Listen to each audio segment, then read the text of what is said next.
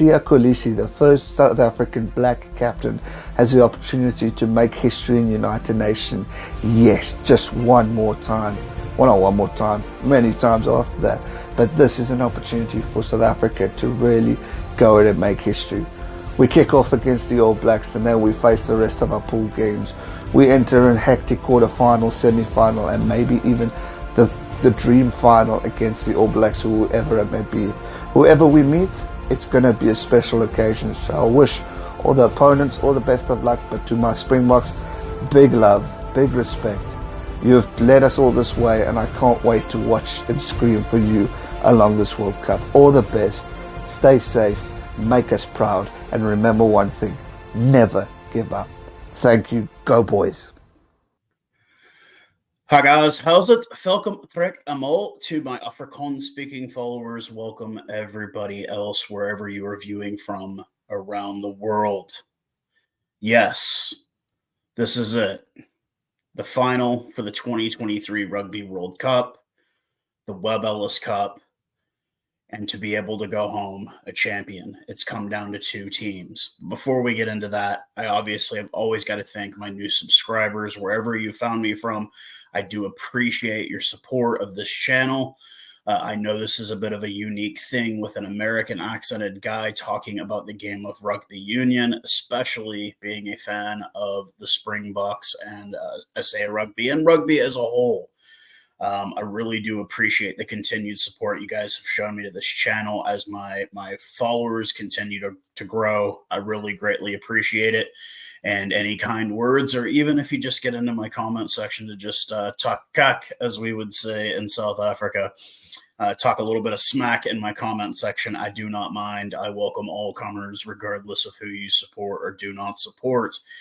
And obviously, it goes without saying, we have dedicated... We made it back, G-Man. We made it back, bro. We're back where we belong in the final. We've been dedicating every single pregame video this World Cup to the memories of one Mr. Gareth Mason. You saw the intro from him. Wish you were here, bud. I know you're watching from up high. Look at where we are, buddy. We made it back again. And like you said in the video, make history many times. You saw it and you knew it. And here we are once again. And I just can't go without.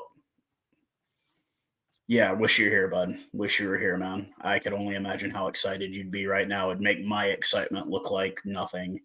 But we have dedicated this entire World Cup run, at least I have, to your memory and how it'll always live on forever, brother. You're never forgotten, man. By a dude in Texas.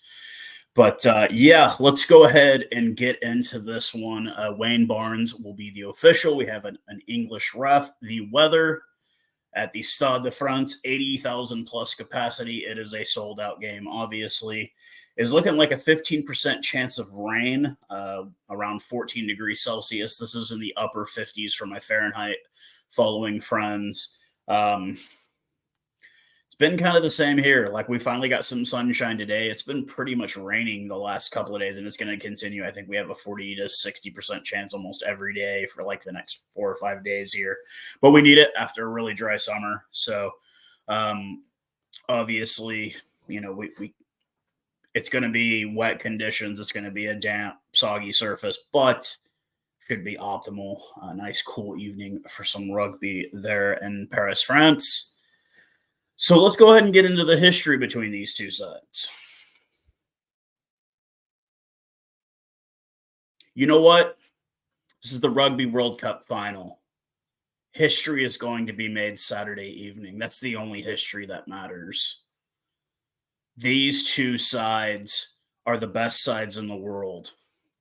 Now, while the English can lay claim to the invention of the game of rugby, it's been perfected in the fields of Stellenbosch, Petersburg, Bloemfontein, Boksburg, Mbombela, Port Elizabeth, the Western Cape, and it's also been perfected in places like Rotorua, Taranaki, Palmerston North, Christchurch, Otago, Dunedin. It's been perfected by the Southern Hemisphere. So you English, you can have it. You invented the game.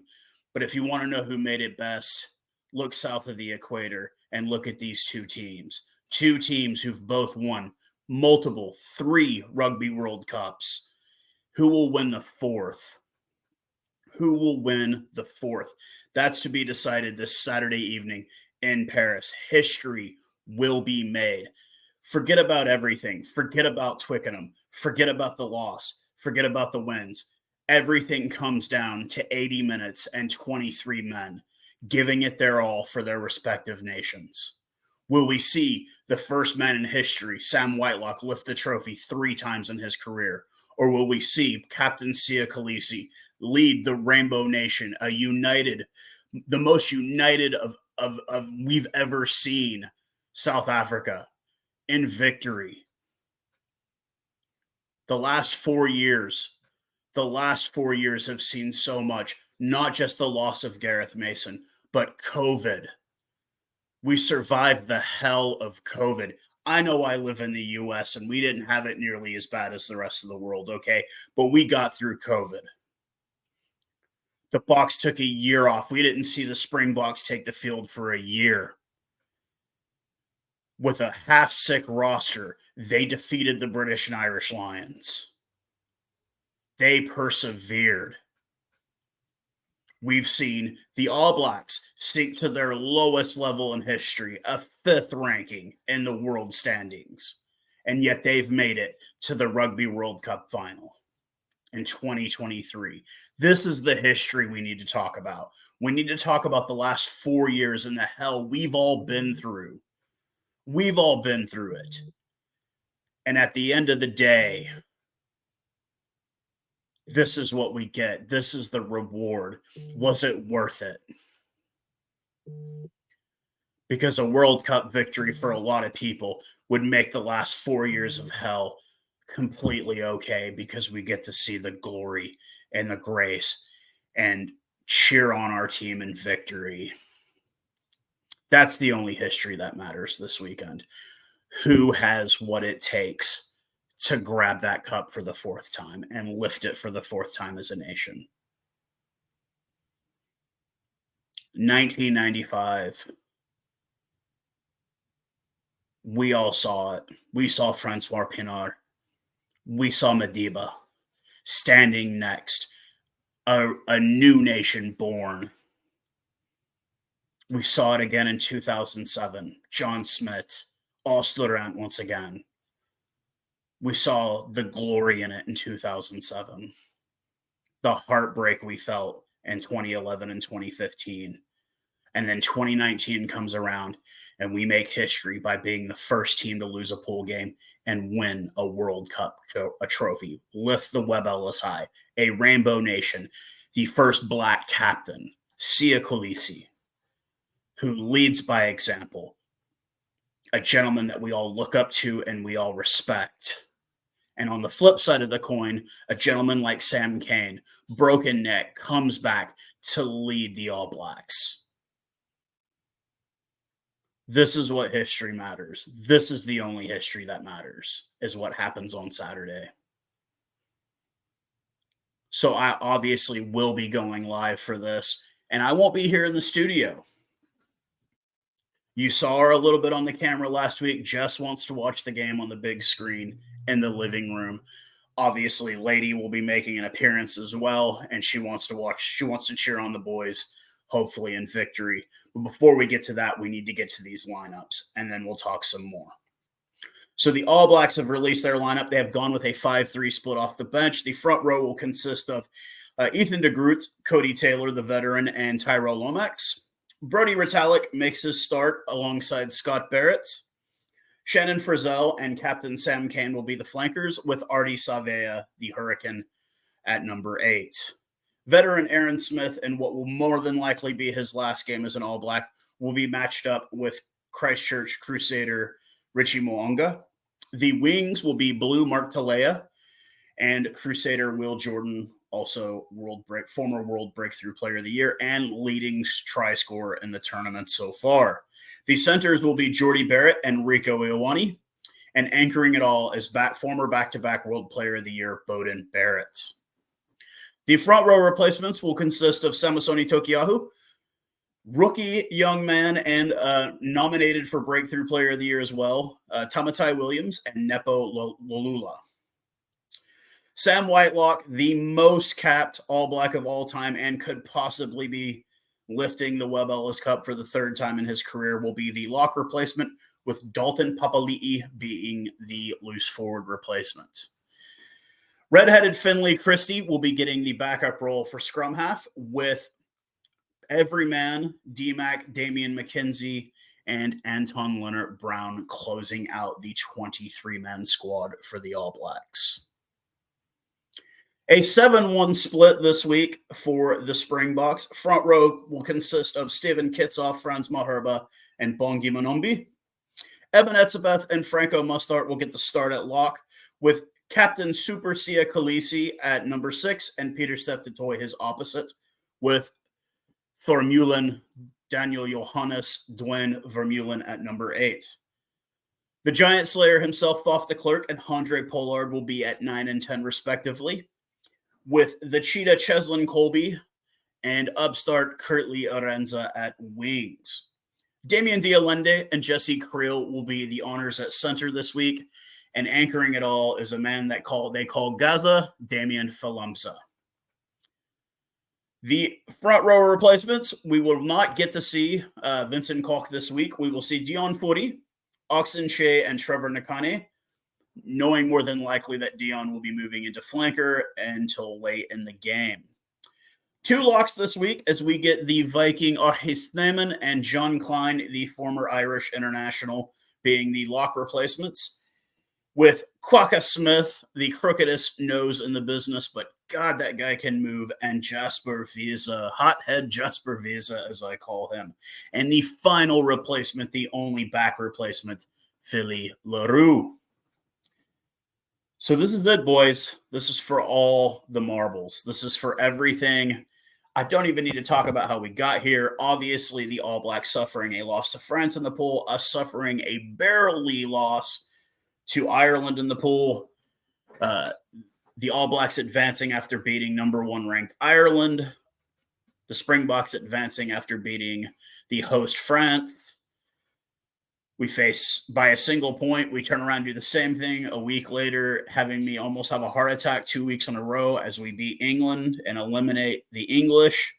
And they took easy work of the Los Pumas, who will both be playing tomorrow for the bronze game. So like I said in the hype building up to this, man, this is history. This is everything. And even outside of that, the legacies of these coaching staffs, I have called Fozzie the Clown, Ian Foster, Fozzie the Clown for years. Is this his chance at redemption? Does he rewrite his story as an All Blacks coach? Does he erase the fact that they lost a series at home for the first time? They took the worst loss in team history, and they had the worst ranking in team history. He can erase all of that with a victory on Saturday. Those of us who have watched Rassie Erasmus rebuild this team and Jacques Nienaber continue that phase, what legacy do they leave behind? Because Jacques and Rassie are more than likely gone after this. And do we look at our captain, Sia Khaleesi, as being the greatest captain we've ever had? There's a lot of questions that need to be answered this weekend. And I, as a Springbok fan, I put all my faith in these boys.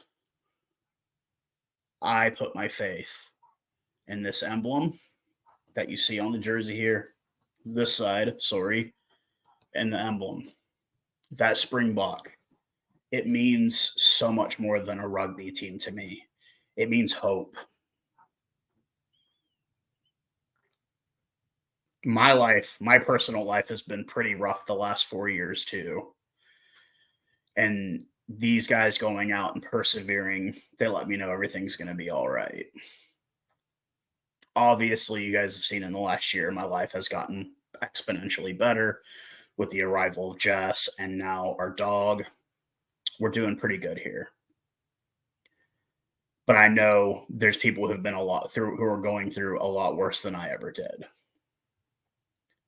And we've always heard this stuff about pressure. Pressure is not being able to find a job. Pressure is not being able to keep your lights on. Pressure is not being able to feed your family. The Springbok emblem gives me hope that if a poor kid from South Africa who played with a brick can rise to heights unseen, that even you can too. And that's what the Springbok represents to me. It represents hope that tomorrow could be a better day. You know, and I can say the same thing about that black jersey for a lot of Kiwis. It represents the best of what your country is. It's such a simple black jersey, but it represents so much to the people of New Zealand. Once again, you know, it represents the hopes and dreams of a lot of people. And this may not be the Rugby World Cup final I picked, but it's definitely the one I think we all needed to once and for all settle this. And it won't be settled. We know, because we already know in a year when we go back to the international test season rugby championship, the cock talk is going to pick right back up regardless of who wins this cup. But I would love for it to be the Springboks. I'm not going to do a prediction of scores because you know, I'm not a biblical man, but I do read in the Bible where it says the only person that knows the future is God, and I am not God. So I'm not going to do a score prediction. I do believe the Springboks will win, hopefully by more than 1 point. But we'll just have to see how it goes. Obviously, there's a lot riding on this cup for both teams, I think for both nations as well. The videos that we've been seeing coming out of South Africa of people going to malls to watch the game. And it's not just white rugby fans. It's every South African.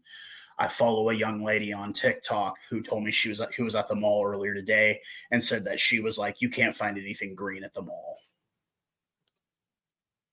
because everybody has Springbok fever in the Rainbow Nation of South Africa.